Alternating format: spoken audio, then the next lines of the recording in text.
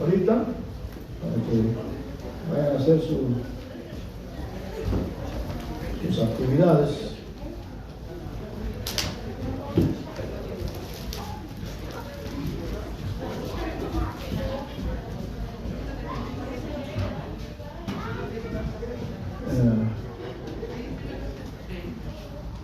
Hemos estado dando una serie de mensajes sobre la historia de la primera iglesia, lo que llamamos la iglesia primitiva, y la palabra primitiva no tanto en el contexto de que se usa muchas veces para describir cuestiones historias y leyendas que ocurrieron en tiempos antiguos. Simplemente primitivo quiere decir la primera iglesia, la iglesia que comenzó después de la muerte, sepultura y resurrección de nuestro Señor Jesucristo, con aquellos 12 que Él había llamado, que también llegaron a ser sus apóstoles, y ellos trabajando arduamente pudieron ganar antes del día de Pentecostés más de 120 personas. Y luego, después de ellos, con la llenura del Espíritu Santo, la iglesia se lanzó a predicar el precioso evangelio de Cristo Jesús. Y muchas personas, miles de personas vinieron a los pies de Cristo Jesús. Y la iglesia está creciendo. Pero usted sabe bien que mientras hay un movimiento positivo de parte del Espíritu Santo, siempre debemos de esperar una reacción negativa de parte de Satanás y sus demonios. Mientras más la iglesia crece en espíritu, en número, donde hay gozo, donde hay paz, donde hay tranquilidad, donde hay alabanza a Dios, ahí es donde el demonio quiere entrar, interrumpir ese feeling, ese sentimiento precioso que siente el cristiano cuando está delante de Dios. Y es lo que está ocurriendo aquí. Ya hemos visto las primeras persecuciones en contra de este grupito que se llamaba los cristianos, un apodo que se les dio en Antioquía para describir a aquellos que seguían a Cristo, así que les apodaron cristianos. Pero qué precioso nombre, ¿verdad? A mí me gusta ese apodo. Dígame cristiano, yo estoy contento. Pero la palabra del Señor nos enseña también que estas persecuciones siguieron y aumentaron en intensidad. De manera que la semana pasada vimos la muerte del primer mártir de la iglesia. Un hombre precioso, un hombre bueno, uno de los primeros diáconos de la iglesia. Dio su vida en defensa del Evangelio. Él defendió la causa de Cristo hasta el fin. Esteban murió apedreado, murió, hermano, le dieron una paliza tan tremenda que lo mataron. Pero hasta su último momento él decía: yo veo los cielos abiertos y miro a mi Señor allá esperándome. Señor, en tus manos encomiendo mi vida, mi espíritu.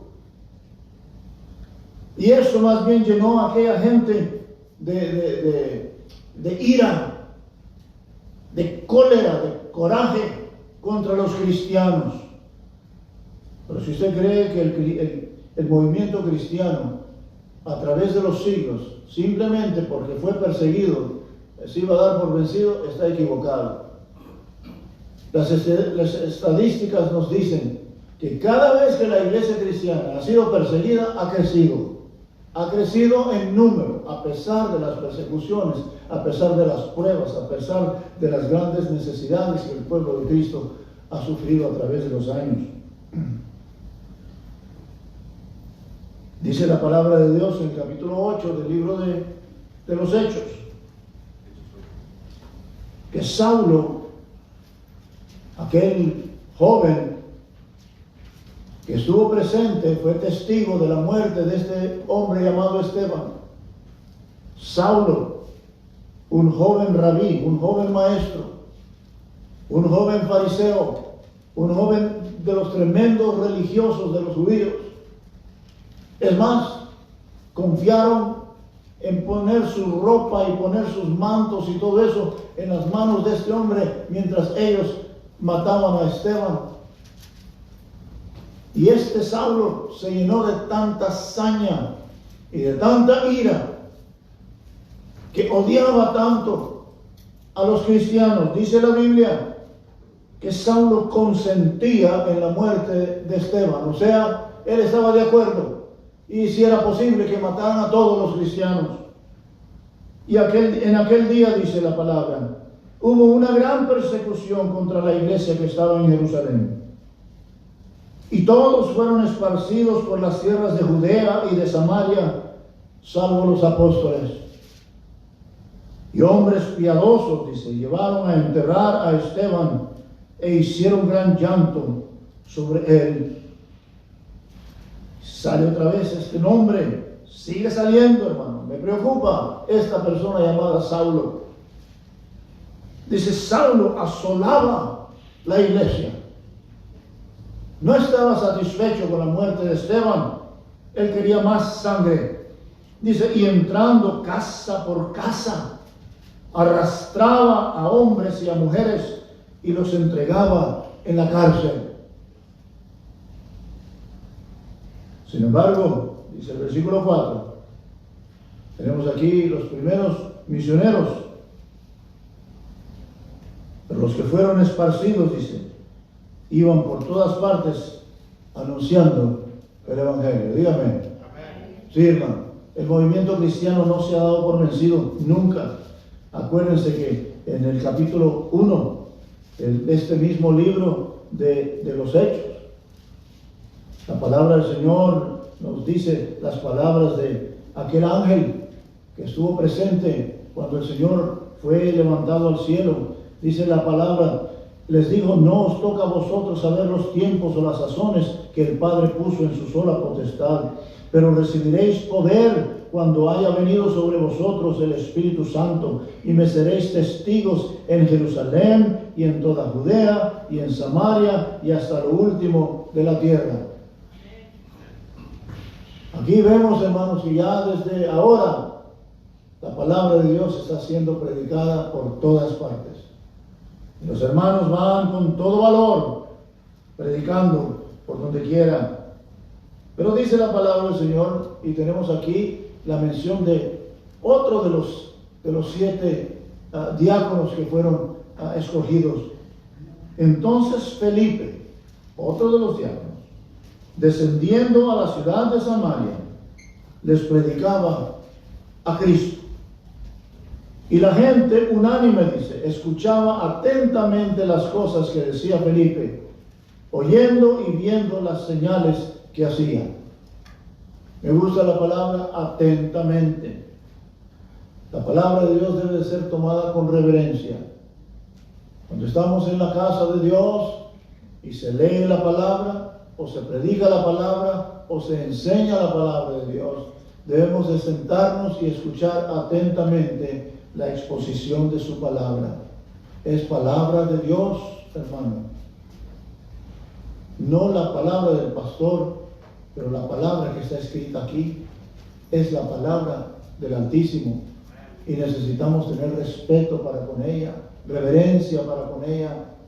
No estar jugando con nuestros celulares, no estar pensando en las cosas que vamos a hacer mañana, no estar haciendo la lista de las cosas que necesita pasar por el market y comprar, y tantas otras cosas que a veces, yo he pastoreado por más de 40 años y he visto todo lo mismo. De aquí se ve todo, hermano. Si usted cree que está escondiendo porque está haciendo cositas así y que no cree que yo lo estoy viendo, ya te vi. Y si lo miro yo, aquel también ya lo vio y está diciendo, bueno, este hombre no está diciendo tonterías, ese hombre está hablando mi palabra. Lo menos que debe hacer usted es estar atentamente escuchando. No me ponga tanta atención a mí, sino que lo que la palabra de Dios nos está diciendo aquí. Había un hermoso espíritu de parte de estos hombres y mujeres. Había un valor tremendo. Aquello que muchas veces a nosotros ya en el siglo XXI nos hace falta. valor para ir y tocar puertas y ganar almas y decirle a otras personas, vengan a la iglesia. Gloria al Señor. Yo felicito a aquellos que invitan a personas y esas personas aceptan su invitación y están con nosotros. Dios les bendiga. Debemos hacer un poquito más de eso, hermano. No tenga temor. Lo peor que la gente puede decir es no, mejor no. Pero quién sabe, tal vez le dicen sí. Su compañero de trabajo, sus compañeros en la escuela, hija, invite. Uno nunca sabe cómo obrará el Espíritu Santo. Y dice la palabra que la gente unánime, dice, o sea, de un mismo espíritu, de un mismo ánimo, escuchaban atentamente las cosas que decía Felipe, oyendo y viendo las señales que hacía. Pero acuérdese también, hermano, que la palabra de Dios nos enseña que muchas de las palabras que predicaban los hermanos de la primera iglesia estaban respaldadas con tremendos hechos, maravillas, milagros que el Espíritu Santo permitía en esos días que se hicieran para que la gente pudiera ver el verdadero poder de Dios. Que a través de la ley, a través de la predicación de los fariseos y los saduceos y la Sanedrín y todos los sacerdotes y escribas y todo eso, nada ocurría que llamaba la atención a un Dios todopoderoso. Era un rito, una ceremonia, un memorial, era una costumbre,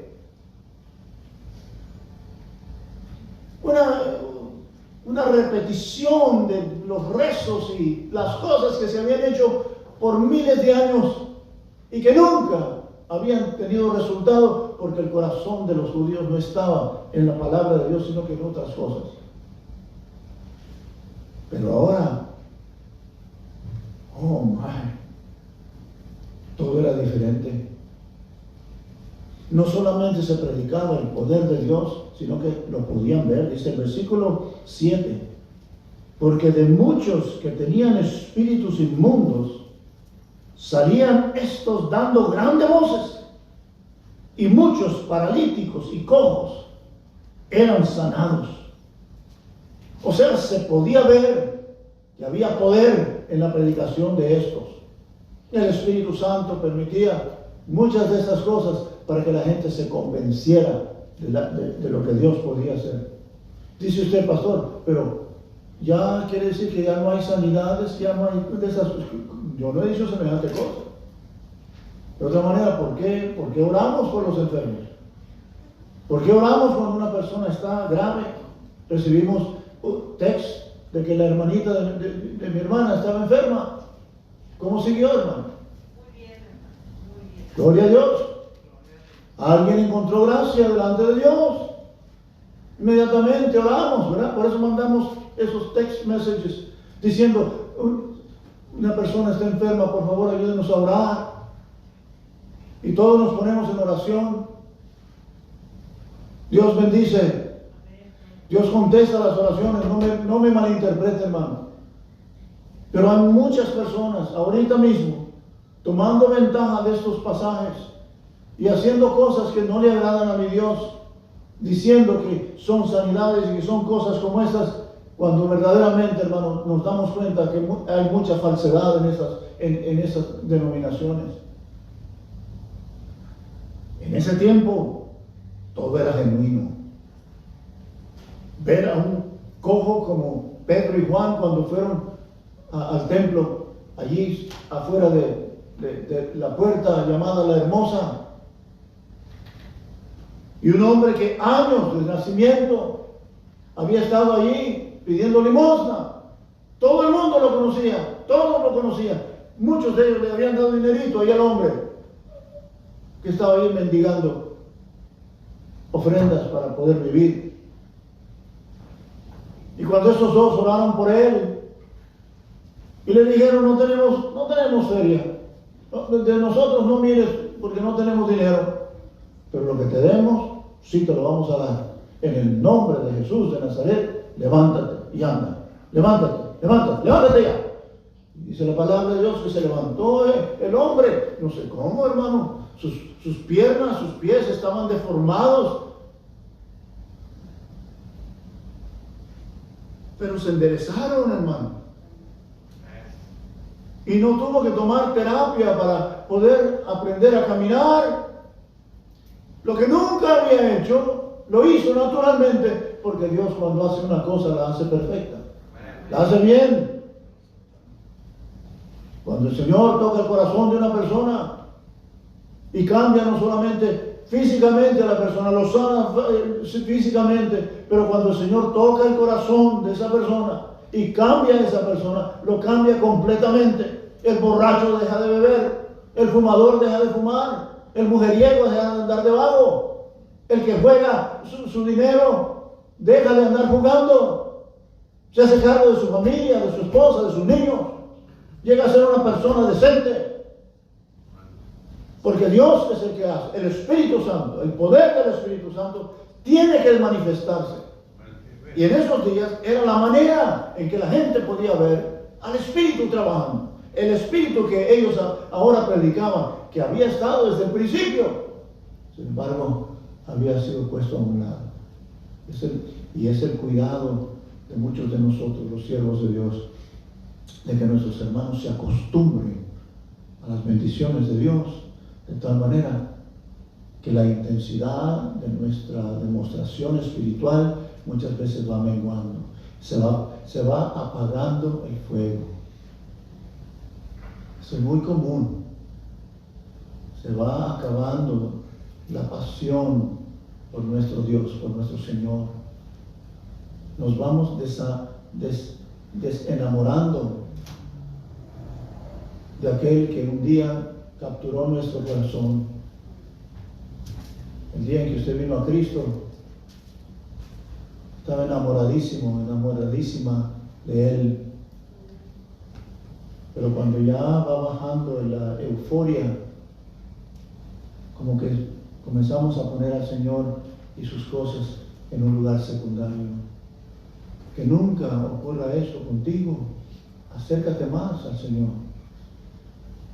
Mis consejos a las parejas cuando daba instrucciones en conferencias para matrimonios o consejería en mi oficina siempre ha sido: enamórese más de su esposo, enamórese más de su esposa, no se acostumbre a vivir con ella o a vivir con él, no nos acostumbremos. La costumbre hace que el envolvimiento personal vaya decayendo poco a poco, al punto de que a veces, ¿cuántas veces tuve que aconsejar parejas que eran como extraños viviendo en su casa? Dos amigos, dos conocidos, dos parientes, pero ya no aquellos que con amor y con esa pasión, con ese enamoramiento se juntaron al principio y no había cosa que el uno no hiciera por el otro, por el amor que había entre los dos. Pero poco a poco nos acostumbramos y vamos calmándonos, que eso nunca ocurra en tu relación con tu Señor. Enamórese de Él. Fall in love with Jesus. Fall in love with the Lord. Fall in love with Him every day. Get closer and closer to Him every single day of your life. Don't put Him off to the side. Don't get used to being a Christian. Ámalo. Ama a tu Señor. No te acostumbres a ser cristiano. No. Vivamos nuestra cristiandad, nuestro cristianismo diariamente. Gozosos y contentos de decir: mi Señor es todavía el amor de mi vida. He's the love of my life. Dice el versículo 8. Así que había gran gozo en aquella ciudad. ¿Cómo no? Si Dios está en medio de esas cosas, hay gozo, hay felicidad, hermanos. Va a ver qué bonito al rato. Al rato va a ver.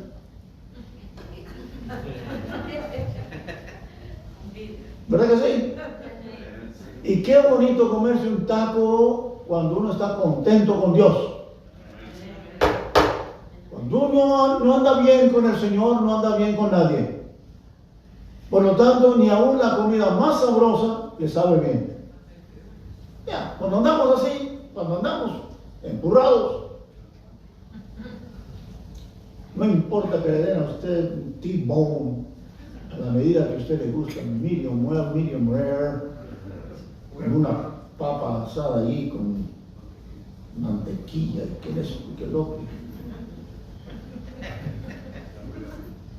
Qué sabroso para mí. Pero si usted anda enojado, usted anda bien, ni eso sabe bien. No, mejor un taco de frijoles, una tortilla, hermano, con un poquito de frijol y queso, cuando está contento con su mujer, con sus hijos, y qué sabroso comerse un taquito, porque es lo único que hay, tal vez es lo único que hay en tu casa, pero te lo comes contento, alegre, los chiquillos corriendo, y ven acá, dame un mordisco aquí mismo. Ahí viene el chiquillo, da un mordisco, sale corriendo otra vez, contento, y usted también. La palabra de Dios nos enseña. Debemos estar contentos con lo que tenemos y no preocuparnos y apasionarnos con aquello que no tenemos.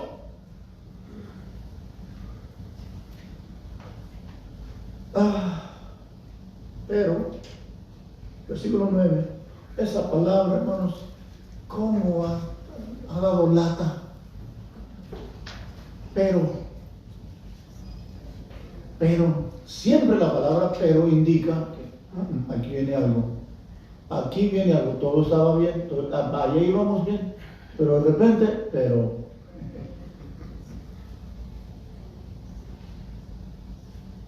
pero había un hombre llamado Simón. Ya voy a terminar, ustedes saben que para mí los domingos el mensaje no tiene que ser eterno para ser divino. ¿Ven? Vamos al grano aquí. Haga las cosas para Dios, hágalos sinceramente de corazón y no por ninguna conveniencia. ¿Me está escuchando? Dice la Biblia aquí, había un hombre llamado Simón, que antes ejercía la magia. En otras palabras, era un brujo, era un curandero, y ganaba dinero haciéndole favores a la gente, pociones y remedios y esa clase de cosas que hacen en las botánicas y todos esos lugares. Usted sabe bien de quién me refiero y no tengo para qué explicar eso. Y ese hombre, dice, ejercía la magia en aquella ciudad y había engañado a la gente de Samaria, haciéndose pasar por algún grande. La gente lo tenía en mucha importancia. Vaya a ver a don Simón. Yo tengo esto, vaya con don Simón. Que mi esposa vaya con don Simón. Él le puede hacer algo ahí, se le pone ahí algo. ¿Sí? Vaya con Simón. No hay alguien que se llame Simón aquí. Ok, good. Dice la palabra en el versículo 10, a Simón, oían atentamente todos, desde el más pequeño hasta el más grande, diciendo, este es el gran poder de Dios. Y le estaban atentos, porque con sus artes mágicas les había engañado mucho tiempo. Los magos y eso es lo que hacen, ¿verdad? Lo engañan a uno, lo emboban a uno. Un mago es un engañador. Te hace creer que de la nada sacaron un conejo. Amén. Y que de un sombrero sacaron 50 palomas. Pero todo tiene una explicación. Son trucos que aprenden ellos para engañarnos a nosotros. Y les seré honesto. Un buen mago me fascina a mí. Sí, me gusta que me engañe, pero que sea un buen mago. Que no mire yo la manera cuando me vio la mano así, ahí lo trae. Como los magos allá del pueblo, hermanos, el pueblo donde usted viene, que usted sabe bien lo que, come on. Pero hay algunos que son buenos, hermano. Y Los vemos hacer sus trucos en la televisión y todo eso. ¿Y cómo lo hizo? Nos dejan anonadados. Sí, de veras. Son buenos para esas cosas. Pero todo es engaño. Es el arte del engaño. Son artistas en engañarlo a uno. Bueno, así era Simón. Así era este hombre. Pero dice el versículo 12. Pero cuando creyeron a Felipe, que anunciaba el evangelio del reino de Dios, y el nombre de Jesucristo, se bautizaban hombres y mujeres. También dice, creyó Simón mismo, y habiéndose bautizado estaba siempre con Felipe, y viendo las señales y grandes milagros que se hacían, estaba atónito cuando veía que un cojo se levantaba y caminaba, o un cieguito que había estado ciego toda su vida, de repente podía ver, un mudo que a duras penas podía balbucear ciertas frases, ahora podía hablar su lengua, se había soltado de manera que podía decir las palabras inteligentemente. Él veía esas cosas y decía, lo que yo hice, lo hice con engaño, porque soy mago, porque soy brujo. Yo sé cómo se hice esos trucos, cómo hice desaparecer esto o aparecer lo otro. Yo sé cómo lo hice. Pero eso es cosa seria. Que este hombre, yo lo conocí, no podía caminar. Ahora míralo, está corriendo para acá y para allá. Oh boy, dice, I gotta have some of that. Ahora, fíjese bien, hermano.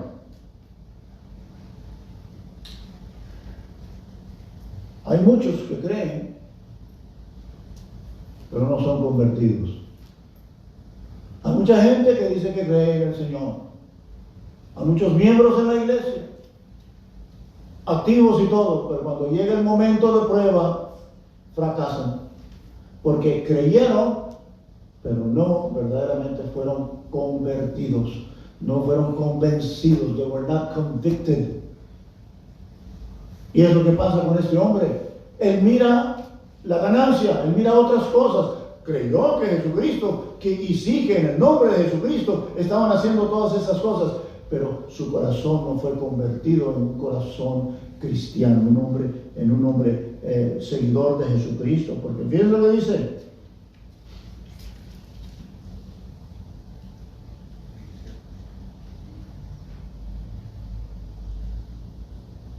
Versículo 14. Cuando los apóstoles que estaban en Jerusalén oyeron que Samaria había recibido la palabra de Dios, enviaron allá a Pedro y a Juan, a dos de los pastores, dos de los discípulos del Señor. Los mandaron allá a ver cómo iba la cosa y a enseñarles a los hermanos correctamente la vida cristiana. Los cuales, dice, habiendo venido, oraron por ellos para que recibieran el Espíritu Santo. Porque aún no había descendido sobre ninguno de ellos, sino que solamente habían sido bautizados en el nombre de Jesús. Entonces, dice, les imponían las manos y recibían el Espíritu Santo. Cuando vio Simón que por la imposición de las manos de los apóstoles se daba el Espíritu Santo, les ofreció dinero, diciendo, dadme también a mí este poder, para que cualquiera a quien yo impusiere las manos reciba este poder también, el Espíritu Santo, y esas maravillas yo las pueda hacer también. Es lo que quiere decir aquí. Les compro un poquito de lo que ustedes tienen, para yo poder hacer las mismas cosas. Si antes ganaba tanto dinero haciendo mis engaños y mis truquitos, imagínense lo que puedo ganar ahora. Hay una frase en la historia eclesiástica, una palabra que se denomina simonía. Simonía es una palabra que se usó mucho durante la Edad Media, durante la Edad de Oscurantismo, que la Iglesia Católica Romana cuando estaba dominando todos los reinos y todos los tronos de Europa durante ese tiempo. Vendía muchas veces las posiciones eclesiásticas, los arzobispados o oficios de cardenal, o muchas de esas cosas, las vendía por dinero. Se le daba y se le otorgaba a ciertas personas el título sin haber sido ni siquiera un buen hombre o lo que sea, pero nunca ha estudiado, se le da el título de obispo o de esto o lo que sea, por dinero, mientras él le daba a la iglesia dinero o propiedades, terrenos, sea lo que sea. Y a eso se le llamó simonía por la cuestión de Simón el Malo. Y todavía, hermano, eso existe. Hay mucha gente ahorita en la televisión. Hay mucha gente, hermano, usted los conoce, que tienen iglesias de miles y miles de miembros. No solamente en Estados Unidos, pero sucursales en México, en Brasil y en otros lugares, donde se llenan esos lugares de miles de personas. No estoy hablando de cienes, de miles de personas, hermano. Con cosas que, hermano, el otro día aquí en Los Ángeles, en una de esas cosas, no, ni siquiera voy a decir para que no se le ocurra ir a usted allí. Estaba repleto ese lugar. Es un teatro que lo han convertido allí de la calle Broadway, en el downtown de Los Ángeles. ¿De dónde trajeron el arca del testimonio? Que se perdió, hermano, ya después de los días de Samuel. Pero de algún lugar hicieron un cofre, un baúl, según el Antiguo Testamento, del arca del testimonio, donde estaban los ángeles así sobre la tapa y sacerdotes vestidos de sacerdocio, hermano, marcharon, hermano, y toda la gente caían y se desmayaban viendo ese espectáculo. Búsquenlo en YouTube. Yo no les miento esas cosas, no tengo por qué.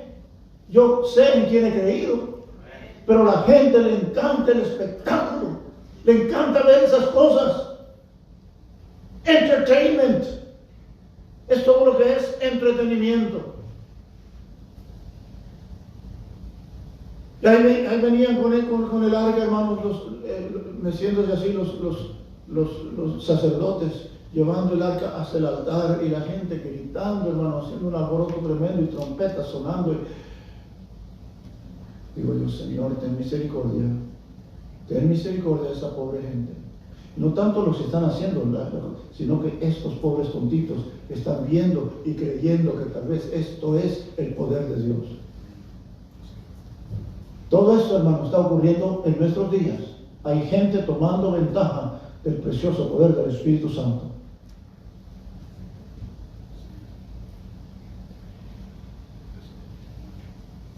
Dice el versículo 20, entonces Pedro, y qué bueno que mandaron a traer a los pastores de Jerusalén, porque Pedro no tenía pelos en la lengua. Él decía las cosas como debía decírselas.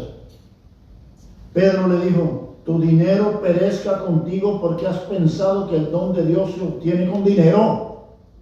No tienes tú parte ni suerte en este asunto porque tu corazón no es recto delante de Dios. Arrepiéntete pues de esta tu maldad y ruega a Dios si quizás te sea perdonado el pensamiento de tu corazón. Porque en hiel de amargura y en prisión de maldad veo que estás, le dice. Hermano, yo creo que si un pastor le dice eso a usted, un día lo mandan del misionero a la India. Dice, no, aquí se nos dice las cosas con decencia, hermano. Pero está en un gran pecado usted, ¿cómo quiere que le diga? Pero ya ve aquí, hermano, el poder de Dios sobre Pedro y Juan. Respondiendo entonces Simón dijo, rogad vosotros por mí al Señor, oren por mí ustedes. No, arrodíllese usted y usted pídale perdón. Yo no le dice nada a usted pídale perdón a Dios y yo voy a orar por ti. Vean, imagínense qué cosa, hermano, que usted me diga a mí que ore por el perdón de sus pecados. ¿Cómo la ves? Que venga usted y diga, hermano, dice, ore por mí. No, yo no voy a orar por ti. Usted póngase de rodillas, ensucie las rodillas, ahorita mismo. Ponga su cara en el suelo y dígale al Señor, humilde y humillado pecador soy yo delante de ti, Señor. Ten misericordia de mí. He pecado contra el cielo, he pecado contra ti, mi Dios. No, hombre, yo orando por usted. Yo oraré para que el Señor te dé entendimiento y que entiendas bien la seriedad de tu pecado, pero usted tiene que hacerlo, hermano mío. ¿De qué me sirve que usted ore por mí si yo todavía permanezco en mi pecado? Dice la palabra.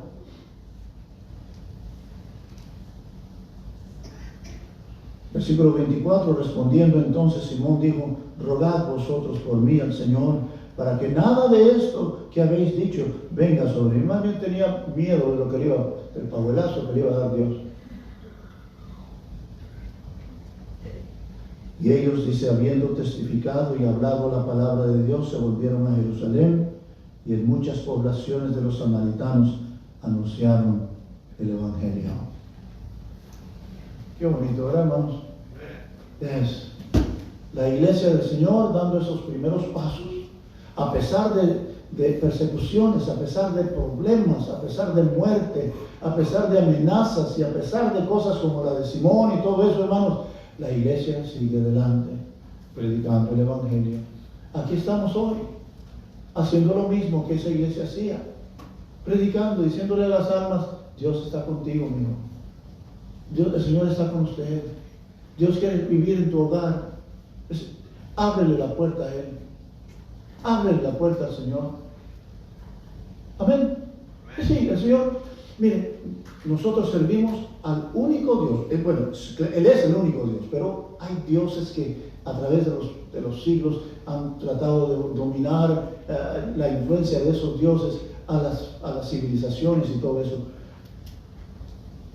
Pero nosotros servimos al único Dios que nos invita a invitarlo a Él. ¿Se ve? Él no se impone, no nos obliga a nada. Él nos invita a nosotros a invitarlo a Él a nuestra vida. He aquí, dijo una vez mi Señor en el libro de Apocalipsis, estoy a la puerta y llamo. Si alguno oyere mi voz y abriere la puerta,